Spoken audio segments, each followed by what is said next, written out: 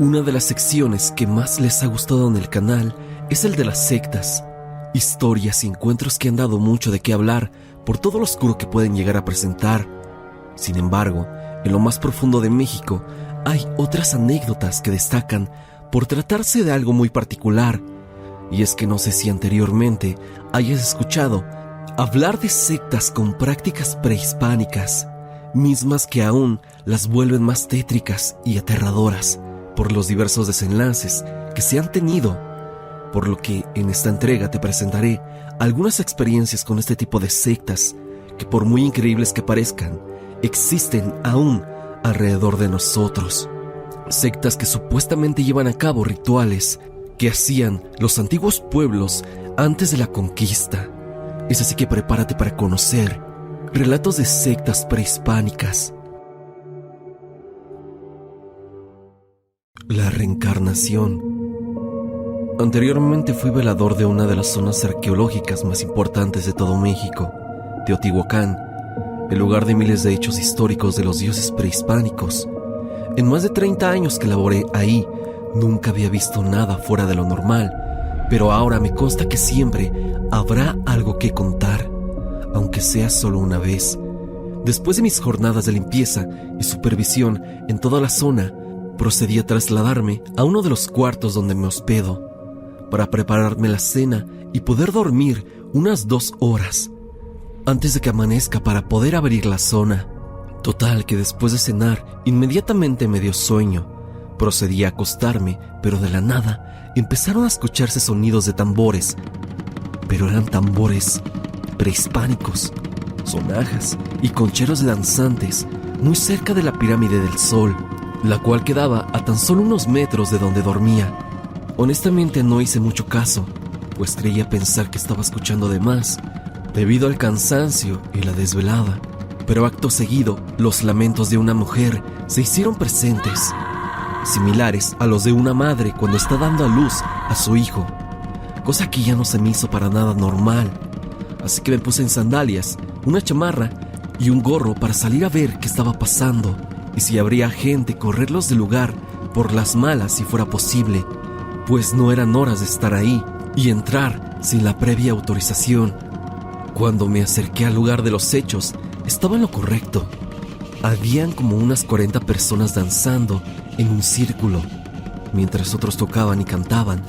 Pero lo extraño de todo esto es que fuera del círculo habían unos sujetos que portaban una botarga de Quetzalcóatl. Las cosas ya no me daban buena espina para entonces, pero dentro de ese círculo estaba una mujer gritando y retorciéndose, en la misma posición para dar a luz. Me fui acercando un poco más de manera cautelosa. Solo logré ver a otras 2 mujeres más sobre aquel círculo que al parecer estaban auxiliando a aquella joven, cuando una de ellas dijo: ya viene, puedo ver su cabeza. Todos se alegraron y comenzaron a realizar aún más cánticos, cuando mis oídos por poco y revientan, esto a causa de un lamento demasiado extraño que ni de broma podría tratarse de un recién nacido. Pero cuando nuevamente levanté la mirada, aquellas mujeres sacaron del vientre de aquella otra chica lo que parecía ser una serpiente, pero parecía emplumada, demasiado grande y tersa. Yo no podía creer lo que mis ojos estaban presenciando, y en un intento de golpearme para comprobar que no estaba soñando, pude reafirmar que esto era completamente real. Este ser comenzó a tener comportamientos extraños y se empezaba a arrastrar alrededor del círculo donde se encontraba este grupo de personas. Eso me aterró aún más, y créanme que no quise saber nada en absoluto de eso. Me regresé corriendo a mi cuarto, agitado. Comencé a orar Padres Nuestros y trataba de ignorar lo que muy en el fondo se escuchaba. Y es que no sé si era por mi miedo, pero escuchaba sus ruidos cada vez más fuerte. Así fue toda la noche, y de un momento a otro logré por fin conciliar el sueño, hasta que escuché que tocaron a mi puerta. Yo desperté asustado y abrí la puerta. Para mi sorpresa, ya eran las 9 de la mañana y el resto del personal me estaba esperando para ir a abrir la puerta principal.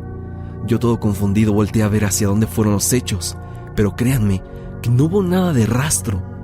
Hasta cuando ya me iba a mi casa, fuera del cuartito donde me quedo, había una pequeña nota que decía: gracias por presenciar la reencarnación de Quetzalcóatl.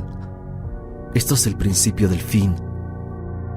Esa nota aún la conservo, pero incluso me da miedo mostrárselo a las personas.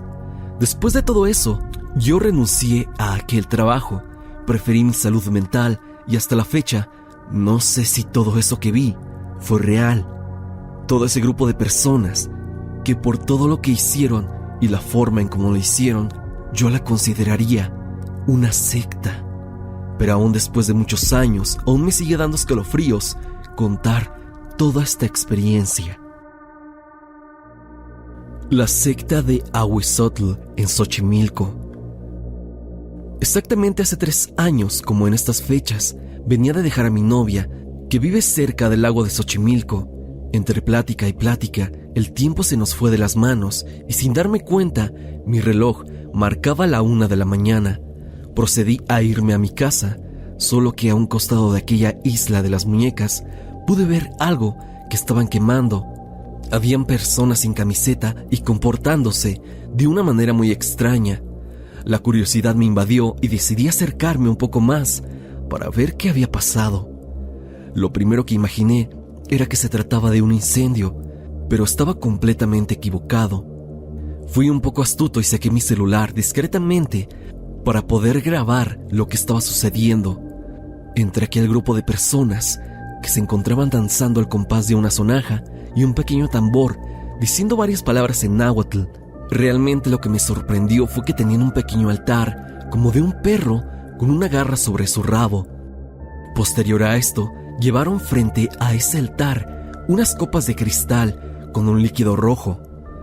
Probablemente haya sido eso que estás imaginando, porque enseguida detuvieron la danza y los cantos y procedieron a beber aquel líquido rojo.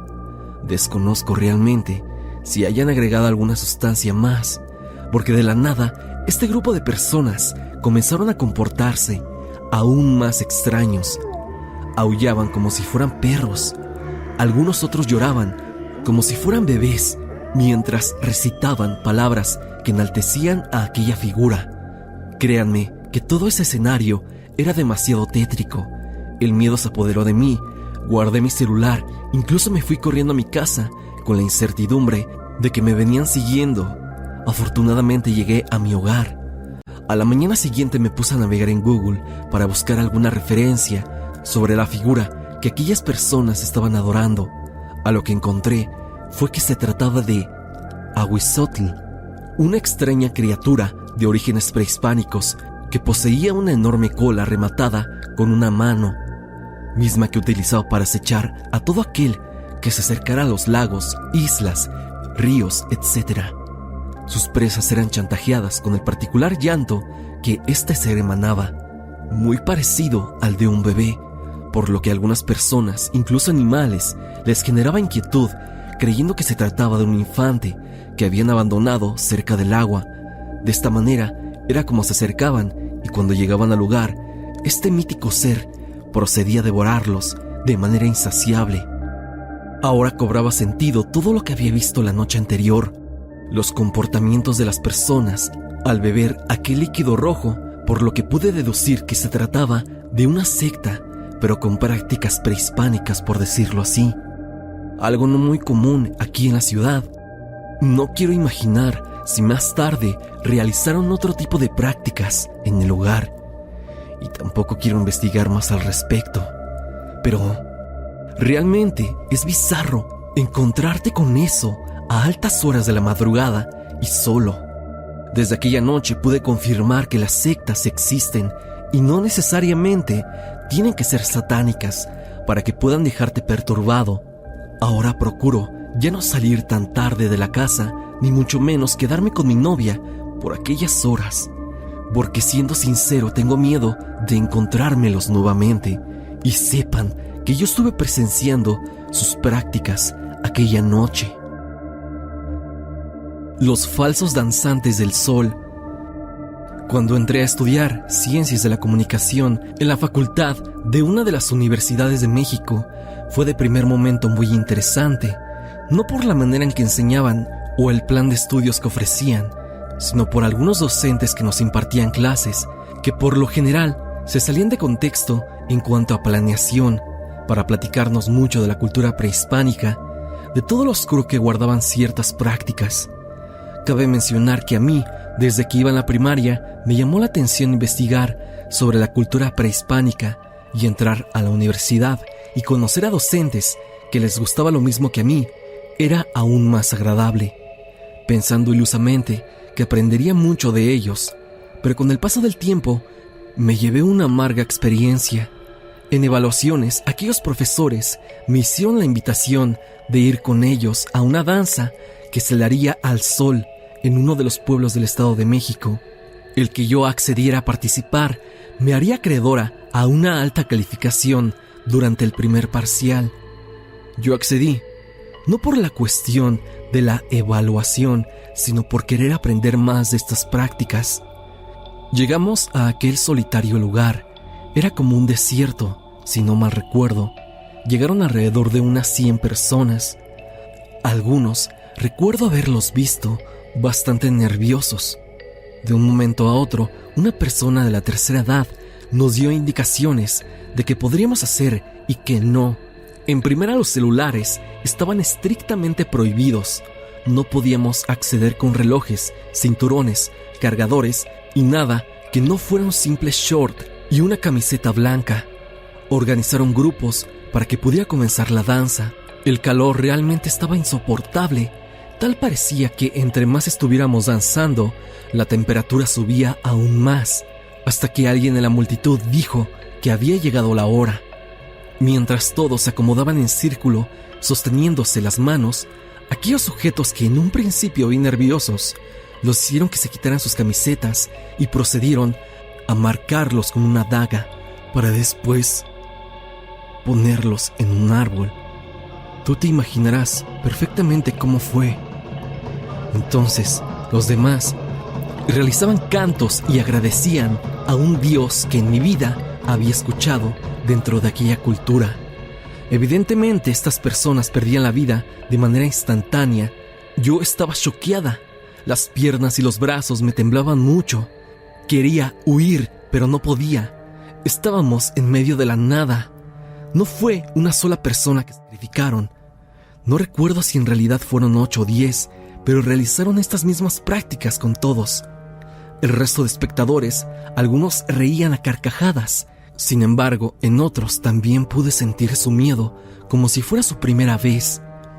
En un intento por levantarme y salir huyendo de ahí, un sujeto de la tercera edad dijo en voz alta: «Pero no podemos dar por terminada esta ceremonia sin antes darle la bienvenida a los nuevos miembros que formarán parte de nuestro grupo». Nos hicieron la invitación a que pasáramos al centro.